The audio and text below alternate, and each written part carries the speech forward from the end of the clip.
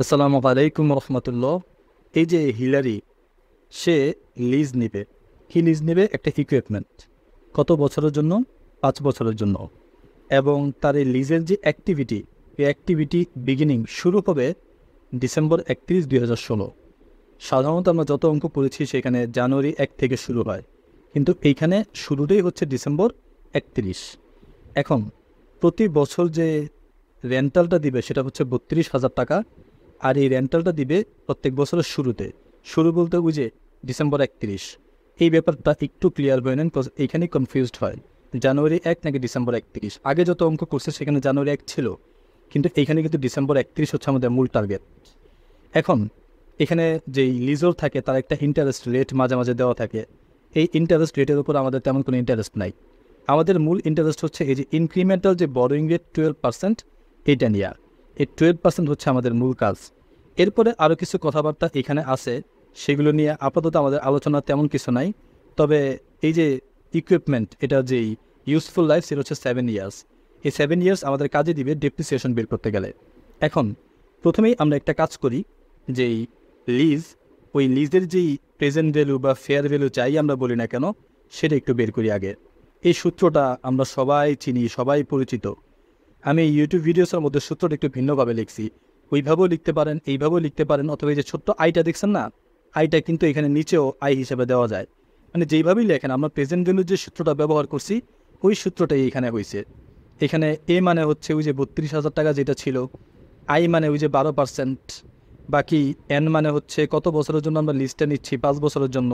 তারপরে সব কিছু করে আমরা পিভি, প্রেজেন্ট ভ্যালু মানটা খুব সহজেই বের করতে পারবো। এই প্রেজেন্ট ভ্যালু যদি আমরা বের করতে পারি, এখানে দেখবেন আমাদের একটা অ্যামোর্টাইজেশন শিডিউল, এটা আমরা অনেক করছি। এই অ্যামোর্টাইজেশন শিডিউল নিয়ে তেমন আলোচনা কিছু নাই। শুরু হয়েছে ডিসেম্বর 31। আমরা বিগিনিংয়ে কিন্তু একটা কিস্তি দিছি। বিগিনিংয়ে যদি কিস্তি দিই তাহলে কিন্তু কোনো ইন্টারেস্ট থাকে না, পুরোটাই হচ্ছে প্রিন্সিপাল পেমেন্ট।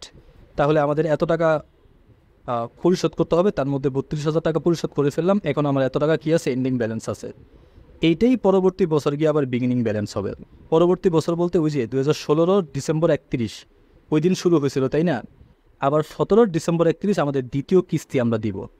এখন দ্বিতীয় কিস্তি যখন আমরা দিতে যাব, এখন কিন্তু আমাদের একটা ইন্টারেস্টের ব্যাপার স্যাপার আছে। এই যে এই টাকাটার উপর আমরা 12% সুদ নির্ণয় করব। আমরা এই 97,195, এটার উপর যদি আমরা 12% করি, তাহলে আমরা 11,663 টাকা আমরা সুদের পরিমাণ পেয়ে যাব। এখন 32,000 টাকার মধ্যে যদি এত টাকা সুদ হয়, কিস্তি তো দিব 32,000 টাকা, কিস্তি তো সুদ আর আসল মিলেই হয়, তাই না? এর মধ্যে সুদ যদি এত টাকা হয়, তাহলে আসল স্বাভাবিকভাবে এই টাকাটা, এই আসল থেকে এই আসলটা মাইনাস করব। এই শিডিউলটা নিয়ে আমি আর বিস্তারিত আলোচনা করতে চাই না। ইউটিউবে যে ভিডিও আছে সেইখানে এই শিডিউলটা নিয়ে বিস্তারিত আলোচনা আছে। এখন এই শিডিউলটা প্রস্তুত করতে বলে নাই, তবু আমাদেরকে শিডিউলটা করতে হবে। এই যে এখানে যে 4টা রিকোয়ারমেন্ট, এই 4টা রিকোয়ারমেন্টের জন্য আমাদের এই শিডিউলটা দরকার। এখন প্রথম যে রিকোয়ারমেন্ট সেটা হচ্ছে 31 ডিসেম্বর 2016, এটার কিছু জার্নাল এন্ট্রি প্রস্তুত করতে হবে। তখন আমরা প্রথমে জার্নাল এন্ট্রিগুলো দেখি।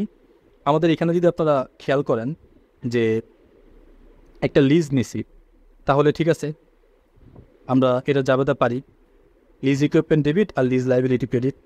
এখন ওই ডিসেম্বর 31-এই কিন্তু আমরা একটা কিস্তি পরিশোধ করে দিছি, তাহলে আমাদের লিজ লাইবিলিটি কিছুটা কমলো। ক্যাশে যেহেতু পরিশোধ করছি, ক্যাশ ক্রেডিট। এটা ছিল আমাদের প্রথম যে রিকোয়ারমেন্ট, এই প্রথম রিকোয়ারমেন্ট নিয়ে। এরপরে 2 নম্বর রিকোয়ারমেন্ট নিয়ে আমরা আলোচনা করব। আশা করি প্রথম রিকোয়ারমেন্ট পর্যন্ত আপনারা বুঝতে পেরেছেন। এখন আমরা আমাদের যেই 2 নম্বর রিকোয়ারমেন্ট, এখানে বলা হয়েছে 2017 সালের জন্য জাবেদা প্রস্তুত করতে। এখন আমরা কিন্তু অলরেডি আগে যে অ্যামোর্টাইজেশন শিডিউল সেটা করে ফেলছি। এখান থেকে কিন্তু খুব সহজেই আমরা জাবেদার জন্য এন্ট্রিগুলো বা অ্যামাউন্টগুলো আমরা পেয়ে যাব।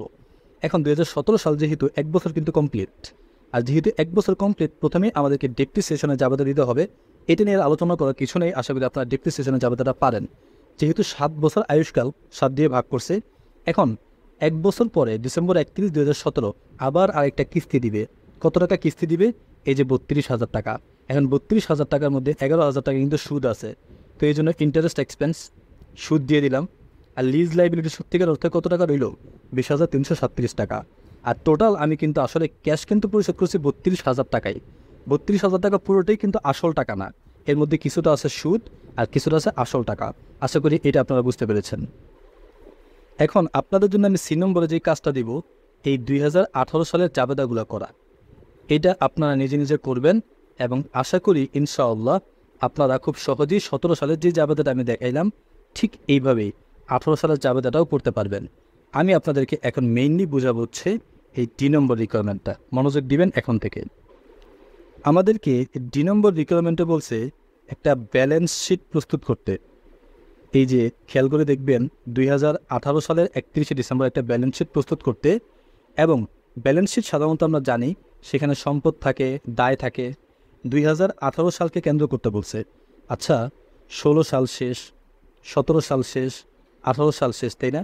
কিন্তু সত্যিকার অর্থে কিন্তু 3 বছরের কথা হইলেও আলটিমেটলি হয়েছে কিন্তু 2 বছর। 16 ডিসেম্বর 31 থেকে 17 ডিসেম্বর 31, 17 ডিসেম্বর 31 থেকে 18 ডিসেম্বর 31, মূলত 2 বছরের কিন্তু অবচয় হয়েছে। এই যে আমাদের লিজের শেয়ার ভ্যালু, এখান থেকে আমরা 2 বছরের অবচয়টা বাদ দিই, তাহলে আমাদের সম্পত্তি এখনও বুক ভ্যালু কত টাকা থাকে? 92,283 টাকা। এইগুলো দেখেন আমাদের 18 সাল পর্যন্ত অ্যাক্টিভিটি। এখনও কিন্তু 19 সালের একটা কিস্তি বাকি, 20 সালের একটা কিস্তি বাকি। আমরা কিন্তু 16, 17, 18 এই 3টা কিস্তি পরিশোধ করে দিছি 18, 31 পর্যন্ত। কিন্তু 19 আর 20 সালের এই যে কিস্তিটা এখনও কিন্তু বাকি, এইটা আর এইটা বাকি।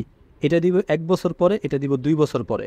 এখন 1 বছরের পরে যেটা, সেটা হচ্ছে কারেন্ট লাইবিলিটি, আর যেটা 2 বছর পরে দিব মানে এইটা, সেটা হচ্ছে লং টার্ম লাইবিলিটি। জাস্ট এইটা দেখানে হচ্ছে আমাদের ব্যালেন্স শিটের মূল কাজটা। আশা করি এই যে অঙ্কটা, এটা আপনারা খুব সহজেই এখন প্র্যাকটিস করতে পারবেন এবং পরীক্ষা আসলে ইনশাআল্লাহ পারবেন।